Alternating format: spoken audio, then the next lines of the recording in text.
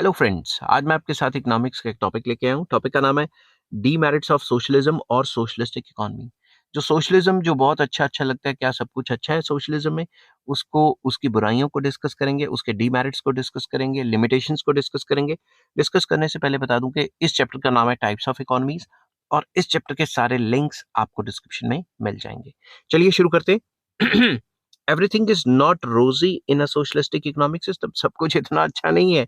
It has a dark side also. Some of the demerits of socialistic economy or socialism are as under. Number one, difficulties involved in rational allocation of resources. Rational allocation जो merits में point आते थे कि जिसका link आपको description में मिल जाएगा कि रैशनल एलोकेशन ऑफ रिसोर्सेज हो रही है, भाई फुलर यूटिलाइजेशन ऑफ रिसोर्सेज हो रही है। ये इतना भी आसान नहीं है। कैसे? An important shortcoming of the socialistic economy is that it is difficult to achieve rational allocation of resources. किस तरीके से? The reason is that there is no proper basis of cost calculation. इस टाइप की economy में cost की calculations नहीं की जाती। मतलब कितना खर्चा हो जाएगा। There are no free competitive markets for the factors of production, the prices of factors of production can not be determined. अगर आपने ये पता लगाना है कि प्राइसेस ऑफ गुड्स क्या होंगे, prices of factors of production क्या होंगे, तो फैक्टर्स ऑफ प्रोडक्शन को पता कैसे लगाओगे? क्योंकि फ्री मार्केट ही नहीं है। सरकार ने जो फिक्स कर दिया प्राइस, जो प्राइस फिक्स कर दिया लेबर का, वो फिक्स हो गया। तो लेबर मार्केट में भी तो जो लेबर की जो वेजेस होती हैं वो लेबर कॉस्ट मानी जाती है ना। तो सरकार ने जो फिक्स कर दिया वही रहेगा। तो एग्जैक्टली हमें कैसे पता लगेगा कि इस प्रोडक्ट को बनने में जो फैक्टर सर्विसेज हैं उनको कितनी तनख्वाहें दी गई? तो कॉस्ट को हम अच्छे तरीके से डिटरमिन नहीं कर पाएंगे। In the absence of prices of productive resources, the cost of production of commodities cannot be calculated. अगर हमें अच्छे से पता ही नहीं है कि जो फैक्टर सर्विसेज है उनकी प्राइसेस क्या हैं, तो फिर वो तो सरकार ने फिक्स की हुई है। मार्केट के सिचुएशन के हिसाब से जो चेंज होता है वो तो होता ही नहीं इसमें। तो जो गुड्स हम प्रोड्यूस कर रहे हैं उनकी कैसे प्राइस तय करेंगे जब हमें फैक्टर सर्विसेज की प्राइस का ही अंदाजा नहीं है। तो इस हिसाब से चलें तो जो रिसोर्सेज है उनका इतना ज्यादा एफिशिएंट एलोकेशन नहीं होगा। Therefore, it is difficult to have a rational allocation of resources in a socialistic economy. क्योंकि exactly पता ही नहीं किसी को कि कॉस्ट कितनी पड़ रही है। समझिए बात। Second, loss of efficiency. वहां हम कहते थे एफिशिएंटली काम करेंगे क्योंकि सोशल सिक्योरिटी प्रोवाइड करती है। मेरिट में बताया था ना मैंने, जिसका लिंक आपको डिस्क्रिप्शन में मिलेगा। As a socialist economic system में लीड एज, शुरू से पढ़ता हूँ, a socialist economic system may not lead to attainment of maximum efficiency for many reasons. Why? First, there is a lack of appropriate incentive system to motivate people to work hard and improve their efficiency.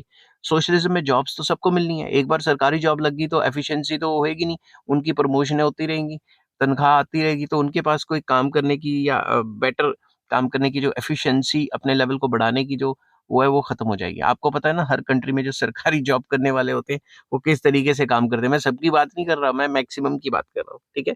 Maximum में सारे नहीं आते। तो एक बार पता लग गया भाई तनख्वाह पक्की होगी, तो काम करने की एफिशिएंसी डाउन हो जाती है। अब यहाँ सरकारी स्कूल आपको पता है किस तरीके के हैं हमारे कंट्री में। सरकारी स्कूल में जाओ तो कई सरकारी स्कूल तो ऐसे हैं जो टीवी में खबरें आती हैं कि भाई वो तो घर पे बैठे हैं और उन्होंने एक कोई और टीचर अपॉइंट किया है जिसको संडे मंडे के स्पेलिंग भी नहीं आते। ऐसी बहुत वीडियो है जो यूट्यूब में पड़ी हैं, आप जाके देख सकते हैं। Similarly, there is no incentive to innovate new methods of production. तो नए मेथड्स ऑफ प्रोडक्शन के भी इंसेंटिव्स नहीं रहेंगे क्योंकि मेन मकसद प्रॉफिट कमाना तो नहीं है, वेलफेयर है।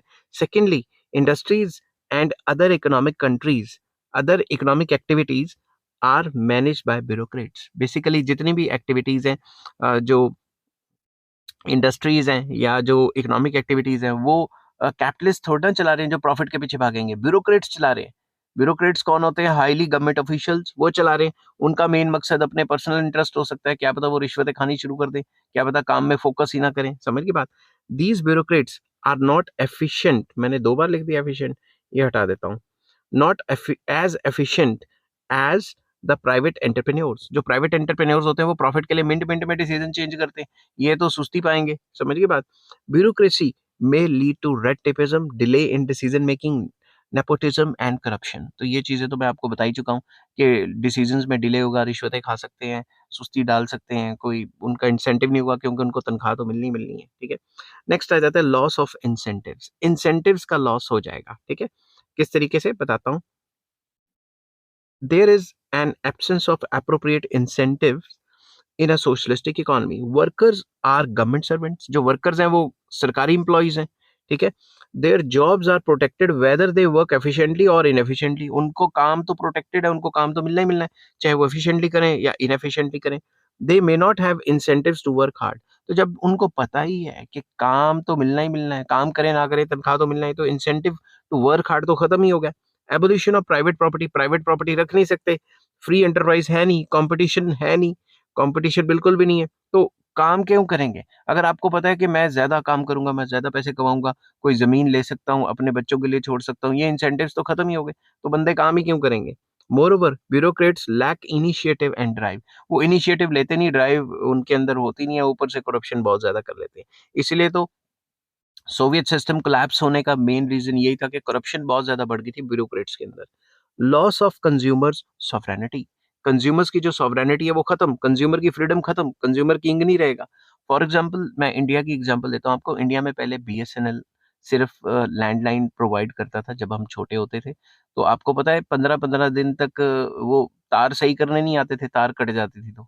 और अगर आप कनेक्शन के लिए अप्लाई कर रहे हैं तो आप यकीन नहीं करेंगे, अगर आप उस टाइम पे सरकारी कंपनी के कनेक्शन के लिए अप्लाई करते थे तो 3-3 4-4 महीने तक वो आते नहीं थे लगाने। मगर जैसे प्राइवेटाइजेशन आई, उससे क्या हुआ, आपके घर दूसरे दिन, अगले दिन कनेक्शन लगा जाते हैं। कभी-कभी तो सवेरे अप्लाई करो, शाम तक लगा जाते हैं। तो इससे क्या है, कॉम्पिटिशन बढ़ता है तो सही रहता है ना, तो कंज्यूमर को फ्रीडम मिलती है।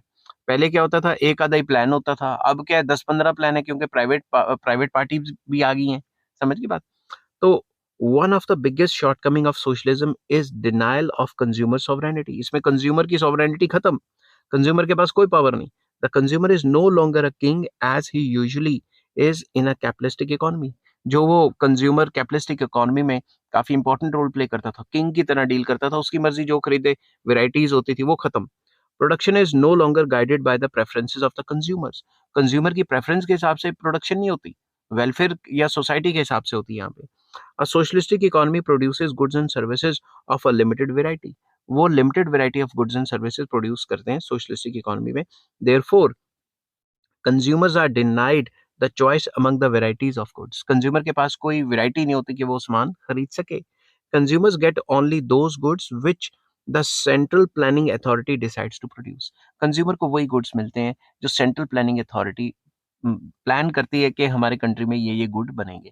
बाकी जैसे कैपिटलिज्म में क्या होता है, कई प्रोड्यूसर्स होते हैं, आप चाहे सरकारी कंपनी से खरीद लो, चाहे सरकारी कंपनी तो खैर कैपिटलिज्म नहीं होती, चाहे आप 10 तरीके की प्राइवेट कंपनियां होती हैं, आप किसी से भी सामान खरीद सकते हो, जो कि सोशलिज्म में नहीं होता। नेक्स्ट आ जाता है loss of freedom. A very serious shortcoming of socialistic economic system is the loss of freedom. Freedom नहीं रहती, कैसे? There is no private enterprise, there is no private enterprise in a socialistic economy. Socialistic economy में कोई भी private enterprise नहीं होता। Freedom of occupation is absent. आपकी जहां मर्जी वहां जॉब नहीं कर सकते। समझ गई बात? आपको जहां सरकार ने जॉब दी है वहीं करनी पड़ेगी। Consumers do not enjoy choice in the real sense. Consumers के पास भी रियल सेंस में कोई चॉइस नहीं होती, जो सरकार गुड़ बना रही है वही खाना पड़ेगा। In the absence of economic freedom, people are not able to enjoy civil and political freedom. तो इसके अंदर उनको सिविल एंड पॉलिटिकल फ्रीडम्स भी नहीं होती, क्योंकि जब इकोनॉमिक फ्रीडम नहीं आ रही तो फिर सिविल एंड पॉलिटिकल जो फ्रीडम्स हैं वो भी कर्ब कर जाती हैं। There is no freedom of speech and expression in the socialistic countries. Socialistic countries में फ्रीडम ऑफ स्पीच नहीं है, बिल्कुल भी नहीं है, क्योंकि वो नहीं देते, वो आप गवर्नमेंट के खिलाफ नहीं बोल सकते, ठीक है। और फ्रीडम ऑफ एक्सप्रेशन भी नहीं होता, ठीक है। People are not able to express their grievances. उनको अपने जो ग्रीवियंसेस हैं, जो नाराजगी है स्टेट से या दुख है कोई, तो वो मतलब सामने नहीं ला सकते, उनके ऊपर कार्रवाई हो जाती है। समझ गए बात? मतलब काफी ज्यादा मतलब अथॉरिटेरियन टाइप ऑफ स्टेट हो जाती है। A socialistic economy often leads to a regimented economy. ये बेसिकली एक रेजिमेंटेड इकोनॉमी है जिसमें मतलब जो अनसेटिस्फाइड लोग हैं वो कुछ बोल नहीं सकते। डेमोक्रेसी तो नहीं ना होती ऐसे सिस्टम में। नेक्स्ट आ जाता है concentration of economic and political powers. होता क्या है, socialistic economy leads to concentration of both economic and political power in the hands of the government. सरकार के हाथ में सब कुछ हो जाता है। जो सरकार के अंदर बैठे हैं उनके पास इकोनॉमिक पावर भी, पैसा भी बहुत आ जाता है, पॉलिटिकल पावर भी आ जाती है, बाकियों के पास कुछ नहीं होता। The government has absolute authority in the country. सरकार के पास सारी अथॉरिटी है और किसी के पास कोई अथॉरिटी नहीं है। The productive resources are owned by the government, सब कुछ सरकार का है, सारे के सारे इकोनॉमिक रिसोर्सेज सरकार के कंट्रोल में है। Economic activities are controlled and directed by the government, सरकार ही इकोनॉमिक एक्टिविटीज को कंट्रोल करती है और डायरेक्ट करती है कि कहाँ पे इस्तेमाल होने चाहिए, कहाँ पे नहीं।